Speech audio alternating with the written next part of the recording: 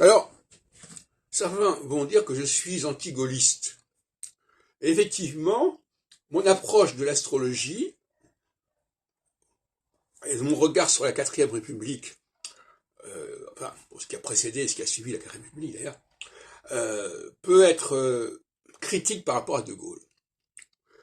Parce que, j'en ai parlé tout à l'heure à propos de Pierre Mendès France, qui a été évacué au profit de De Gaulle, globalement, quelques années, puisqu'en 56, Pierre Mendès France n'est pas repris, et en 58, c'est De Gaulle qui réapparaît. On est toujours dans la même phase de 7 ans de socialité. La socialité, c'est l'occasion de mettre en avant des gens qui ne le méritent pas véritablement. En tout cas, qui ne méritent pas objectivement, alors que des gens qui ont fait leurs preuves, on les laisse de côté. Bon, c'est très vicieux, mais c'est comme ça.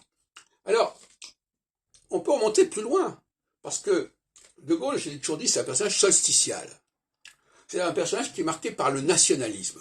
Le nationalisme, il est essentiellement solsticial. N'est-ce pas, voilà, je me suis fait une certaine idée de la France, etc. Et en 1942-43, on passe par une phase solsticiale. Et comme par hasard, c'est De Gaulle qui va être au centre du système. Voilà. Donc finalement, De Gaulle est porté par la socialité en 42-44, et il est reporté par la socialité en 56, 58, etc.